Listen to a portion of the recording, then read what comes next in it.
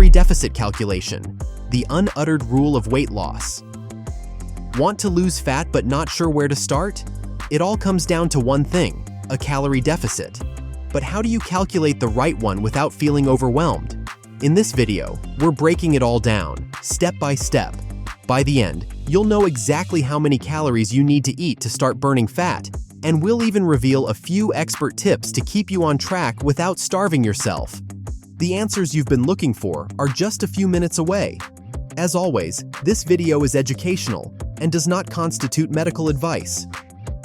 What is a calorie deficit? Alright, let's start with the basics. What exactly is a calorie deficit? You've probably heard the term thrown around a lot, but let's break it down in a way that actually makes sense. A calorie deficit is simply when you eat fewer calories than your body needs to maintain its current weight. Sounds simple, right? But here's where it gets interesting.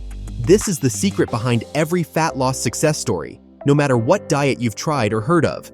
Keto, intermittent fasting, low carb, it all comes down to this one principle. But why does it work? When you're in a calorie deficit, your body needs to tap into stored fat for energy. That's right, your body becomes its own fuel source. And that's when fat loss really starts to happen. Now, here's the thing. Just knowing what a calorie deficit isn't enough. You need to know how to calculate it for your body and your goals. And don't worry, we'll show you exactly how to do that next. Why you should know how to calculate it. So, why is it so important to know how to calculate your calorie deficit? Well, here's the deal. Most people try to lose fat by guessing. They cut out random foods, maybe skip a meal here and there, but they have no idea if they're actually in a calorie deficit or not. And that's where the frustration kicks in. The scale isn't moving, energy levels drop, and they're left wondering what went wrong. But when you know exactly how to calculate your calorie deficit, it's like having a blueprint for your fat loss goals. Instead of guessing and hoping for results, you're in full control. You know how much you need to eat and can make adjustments without second-guessing yourself. It's not about starving yourself. It's about being smart and precise. Plus, it's not a one-size-fits-all thing. Your calorie deficit is based on your body, your activity level, and your goals. And trust me, getting this right can make all the difference between losing fat and spinning your wheels. But here's the fun part. Calculation doesn't have to be complicated. Up next, we'll show you how to easily figure out your own calorie needs, and it might just surprise you how simple it is. You don't want to miss this. Step-by-step guide to calculating a calorie deficit. Now, let's dive into the part you've been waiting for. How to actually calculate your calorie deficit. Don't worry, it's easier than it sounds, and by the end of this, you'll know exactly how much to eat to start losing fat. Step 1. Calculate your maintenance calories. The first step is to calculate your maintenance calories. This is also known as your T.D.E.E, or Total Daily Energy Expenditure. Basically, it's the number of calories your body needs to maintain its current weight. This includes everything from your basal metabolic rate, how much energy you burn just to stay alive, to the calories you burn through daily activities like walking, working out, or even just fidgeting. The easiest way to find your T.D.E.E. Use an online calculator. We'll link a good one in the description below. All you'll need to do is input your height, weight, age, and activity level. It's quick, simple, and gives you a pretty solid estimate to work with. But if you're the kind of person who likes to know the exact math behind it, you can always go old school and use the Harris-Benedict formula.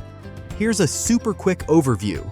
You start by calculating your basal metabolic rate, or BMR, using your weight, height, and age. Once you've got that number, you multiply it by an activity factor based on how active you are, anything from mostly sedentary to highly active.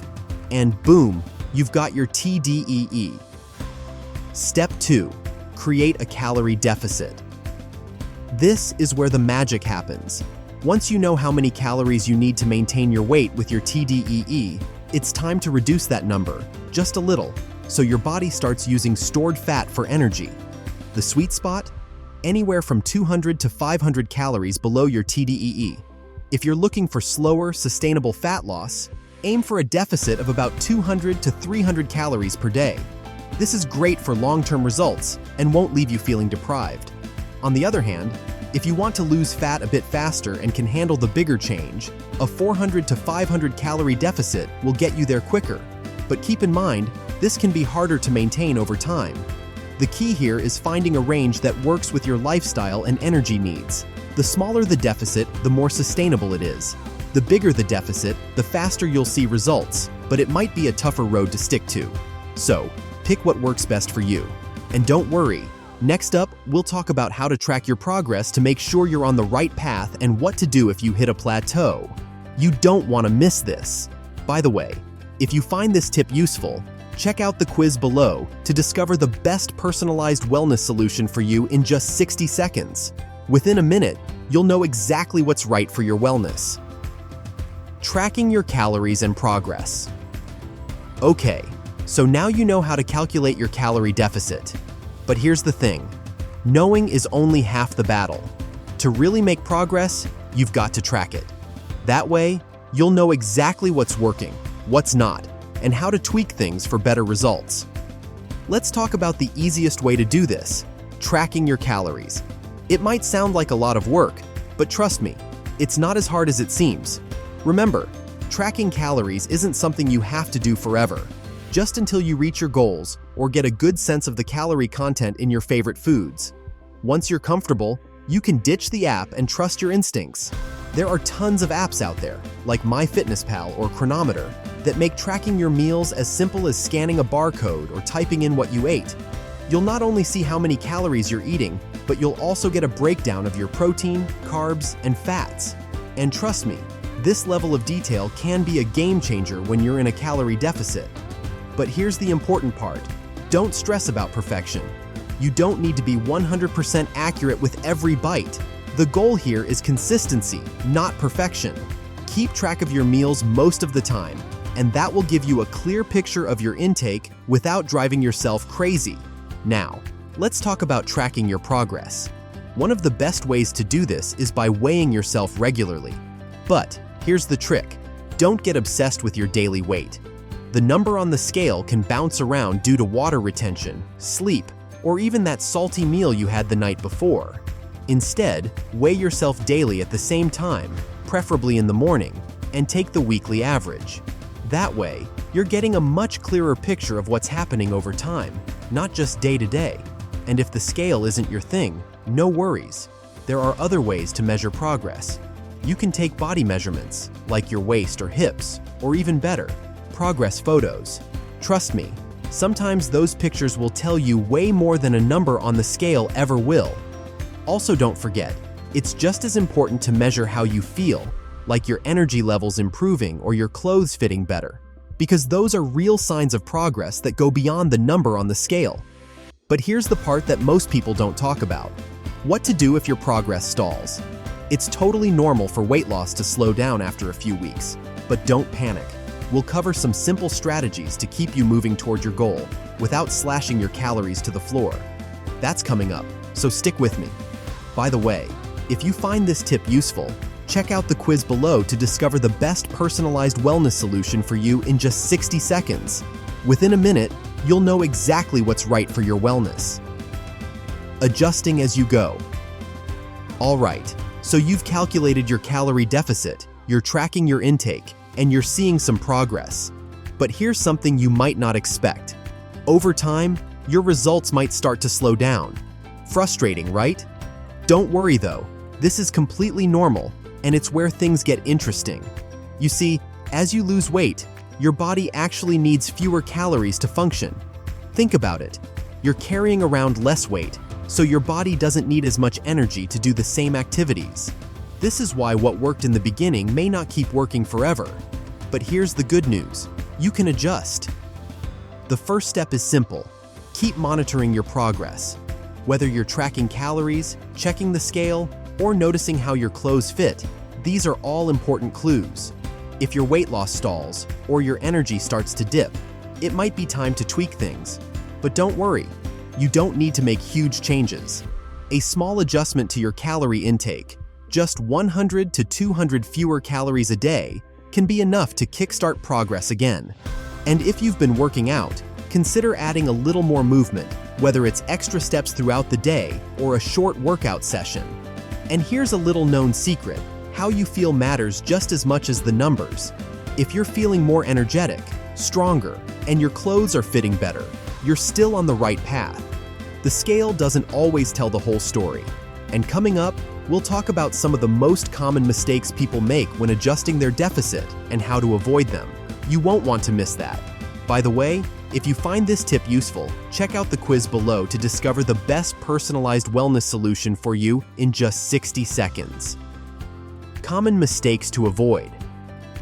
Alright, now that you're all set to calculate your calorie deficit and start seeing results, let's talk about something that trips up a lot of people: common mistakes.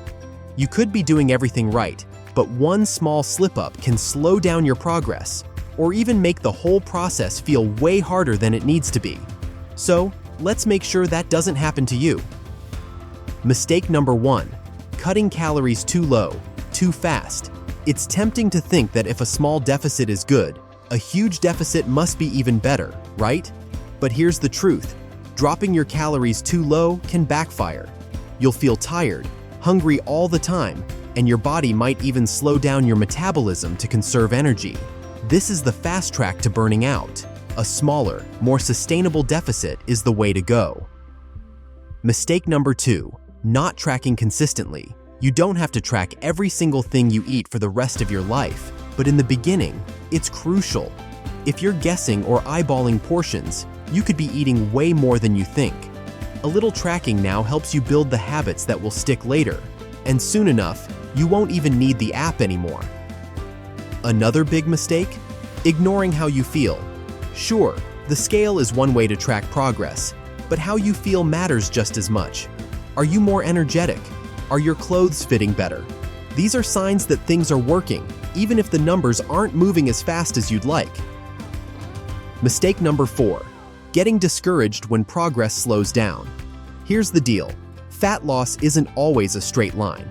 You'll have weeks where the scale doesn't budge, and that's okay. Your body is adjusting, and as long as you stick with it and make small tweaks when needed, the results will come. Finally, one of the biggest mistakes: forgetting about protein. When you're in a calorie deficit, it's important to keep your protein intake high enough to maintain muscle mass.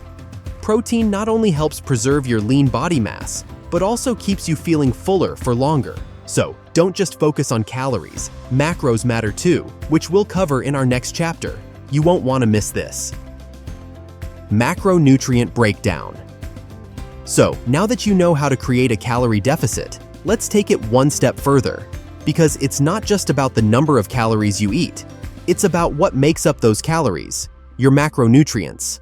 Understanding your macros can take your fat loss journey to the next level and make sure you're not just losing weight, but also feeling your best while doing it. There are 3 key macronutrients you need to focus on: protein, carbohydrates, and fats. Each plays a unique role in your fat loss journey. Proteins. First up, protein. This is the star of the show when it comes to fat loss. Why? Because protein isn't just good for building muscle. It's crucial for preserving muscle while you're in a calorie deficit. When you're eating fewer calories, you want to make sure that the weight you're losing is fat, not muscle. Plus, protein keeps you feeling fuller for longer, which can make sticking to your calorie goal a lot easier.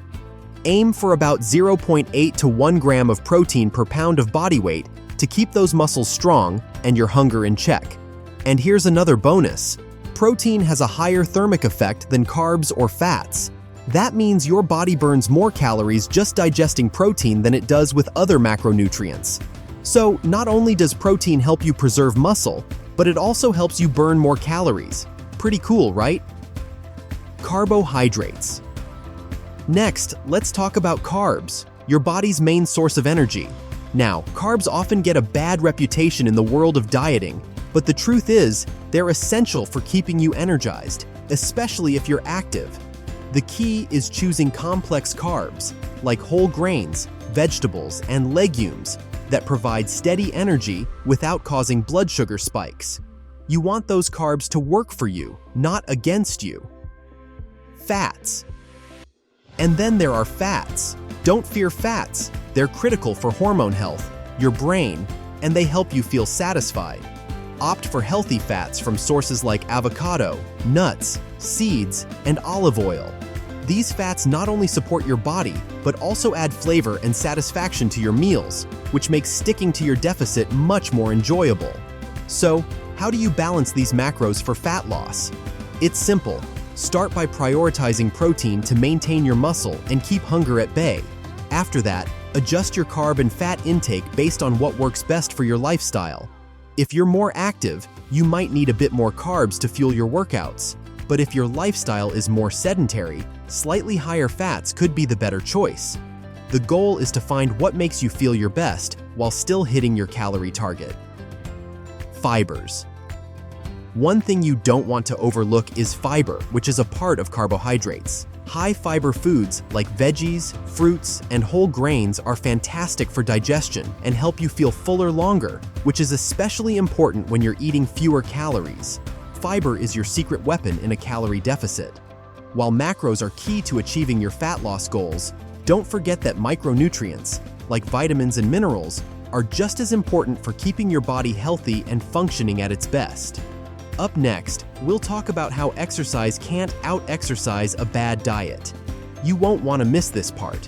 By the way, if you find this tip useful, check out the quiz below to discover the best personalized wellness solution for you in just 60 seconds. Exercise's role in a calorie deficit. Don't get me wrong, exercise is a fantastic tool for overall health. It improves your mood, boosts your energy, and, yes, helps burn calories. But here's the truth. You can't out-exercise a bad diet. If your nutrition isn't dialed in, no amount of exercise is going to give you the results you want. Fat loss happens in the kitchen, not just in the gym. But exercise is still important to help you burn a few extra calories. Here are the best types of exercise that work best for fat loss. Here's something a lot of people overlook: NEAT. This stands for non-exercise activity thermogenesis. It sounds complicated, but it's really just all the calories you burn from daily activities like walking, cleaning, or even fidgeting. Small increases in NEAT can really add up and help you maintain your calorie deficit without even realizing it. Simple changes like taking the stairs instead of the elevator, walking during breaks, or parking a little further from the store entrance can make a huge difference. The beauty of NEAT is that it fits naturally into your day without feeling like an intense workout. Now, strength training. This should be a key part of your routine if you're looking to lose fat. Why? Because building muscle helps your body burn more calories even when you're at rest. Plus, strength training is crucial for preserving muscle mass while you're in a calorie deficit. The last thing you want is to lose muscle along with fat. Aim for 3 to 4 sessions of strength training per week, focusing on compound movements like squats, deadlifts, and presses. But what about cardio? It's another great tool for burning extra calories. But here's the best part. You don't have to go overboard. You don't need endless hours on the treadmill. Simple activities like walking, cycling, or even short, high-intensity interval training, HIIT sessions, can be incredibly effective for increasing your calorie burn without taking up too much of your time. Now, we can't stress this enough. Don't underestimate the importance of rest and recovery. We often focus on diet and exercise, but sleep and recovery are just as essential. Lack of sleep can slow down your metabolism and increase hunger, making it harder to stick to your calorie deficit. So, aim for 7 to 9 hours of sleep per night to optimize recovery and keep your fat loss journey on track. Check out this next video about calorie deficit and weight loss, and we'll see you there. Also, make sure to check out that link in the description for our best recommendations when it comes to calorie deficit and weight loss.